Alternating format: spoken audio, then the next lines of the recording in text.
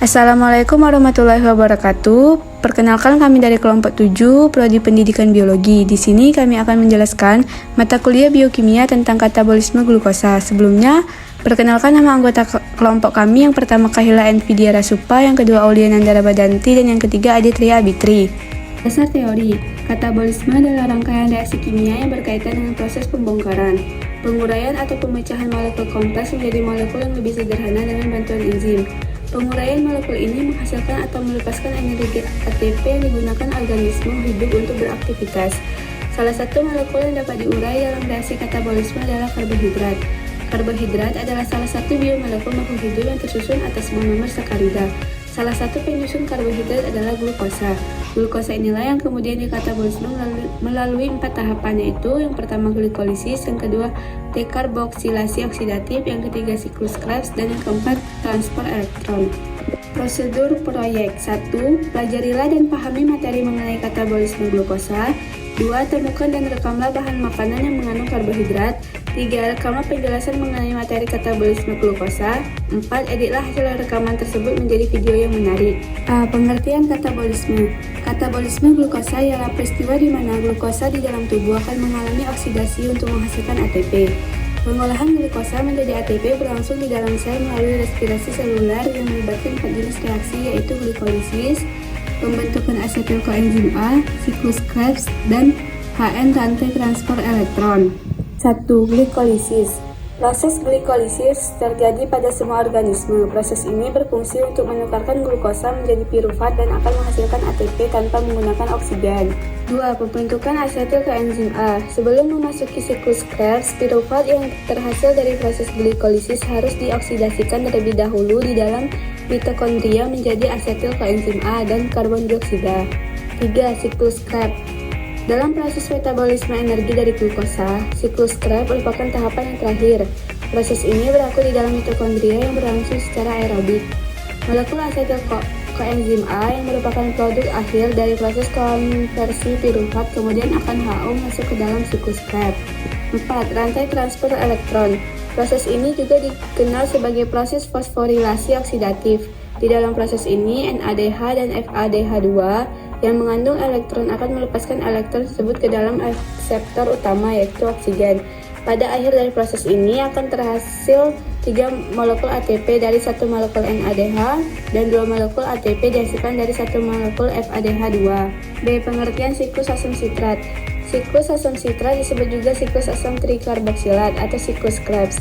Siklus ini terletak di dalam mitokondria dan lokasi seluler di dalam sel-sel jaringan hewan mamalia.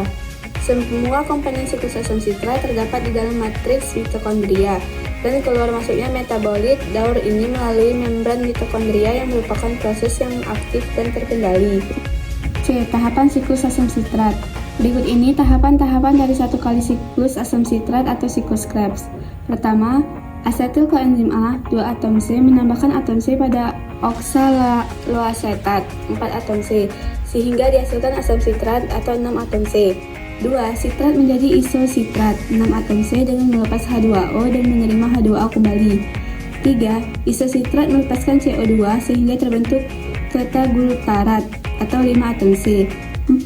Alfa-ketoglutarat melepaskan CO2, NAD+ sebagai akseptor atau penerima elektron untuk membentuk NADH dan menghasilkan suksinil koenzim A atau 4 atom C. 5. Terjadi fosforilasi tingkat substrat pada pembentukan GTP atau guanosin trifosfat dan terbentuk suksinan atau 4 atom C. 6. Pembentukan fumarat atau 4 atom C melalui pelepasan FADH2. 7. Fumarat terhidrolisis atau mengikat satu molekul H2O sehingga membentuk malat atau 4 atom C. 8. Pembentukan oksaloasetat atau 4 atom C melalui pelepasan NADH. Siklus Krebs tersebut hanya untuk satu molekul pirufat saja. Sementara itu, hasil glikolisis menghasilkan 2 molekul pirufat atau untuk satu molekul glukosa. Oleh karena itu, hasil akhir total dari siklus Krebs tersebut adalah 2 kalinya. Dengan demikian, diperoleh hasil sebanyak 6 NADH, 2 FADH2, dan 2 ATP. Contoh sumber karbohidrat.